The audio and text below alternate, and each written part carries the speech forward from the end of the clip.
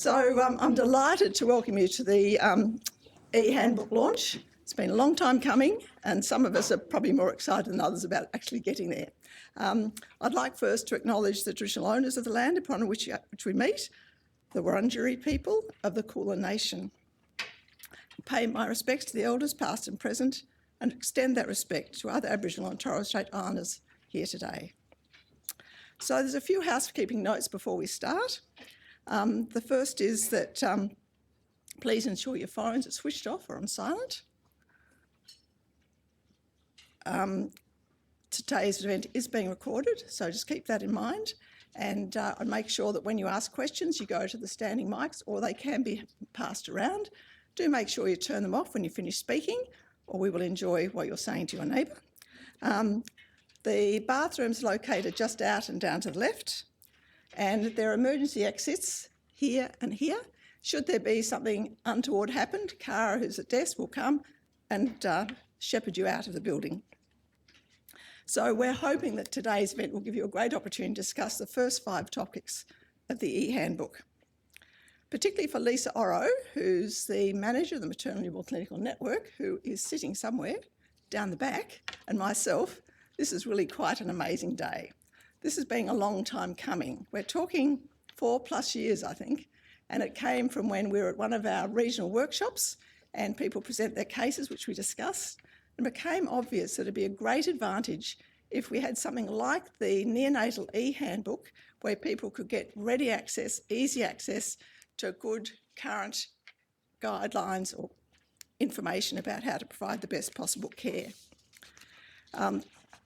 So I'd like to actually recognise at this stage the neonatal ehandbook, which we were asked to take over the network about 4 or 5 years ago. Initially we did that reluctantly, but it's actually been a wonderful thing to do. We appointed Carl Kuschel to be the chairman of the neonatal ehandbook subcommittee. Carl's recently stepped down, but he's done an amazing job, and I'd really like to acknowledge him here today. The other person who must not be forgotten is Pam McGrath, who is maybe still at the front desk. Okay, well, Pam was appointed as the project manager, and she's worked very hard over that time to maintain, update, and really sort of make the ehandbook what it is now. The success of that is recognised. In fact, we have many thousand of hits every week from all around the world to the neonatal ehandbook, and it's become a very valuable resource. And when we survey the users, we find there's a great enthusiasm for the neonatal handbook. So that's really the model on which we've set up the maternity ehandbook. One thing I'd like to emphasise is that this is meant to be guidance, not guidelines.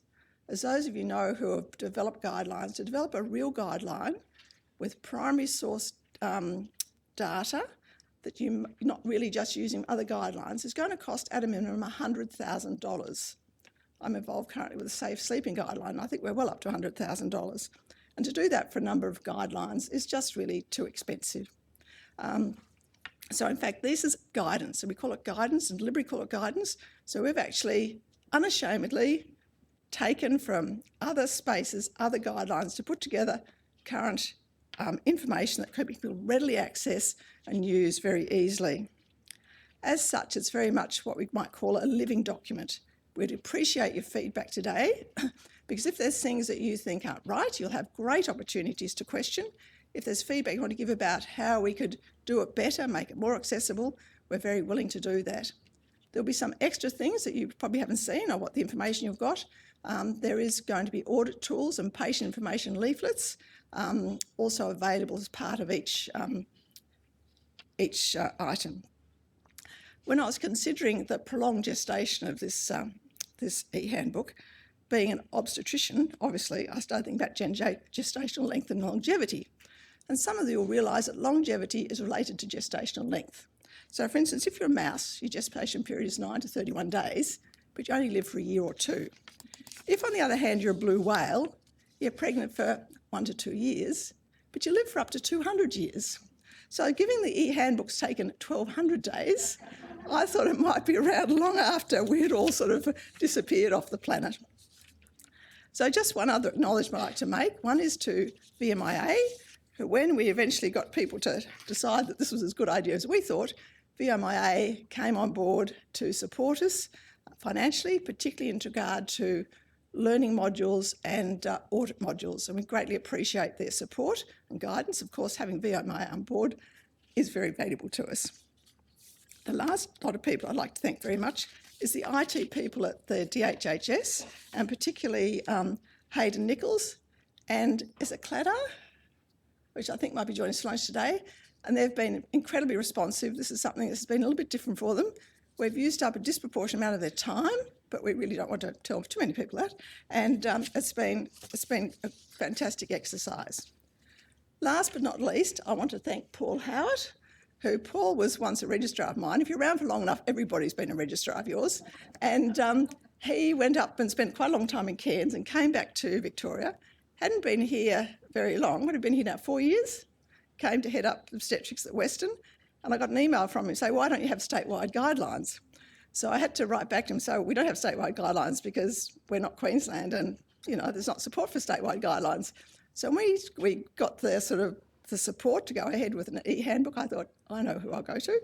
So I went out to the Northern to see, sorry, the Western, I said the Northern, to see Paul, and we were on the same page.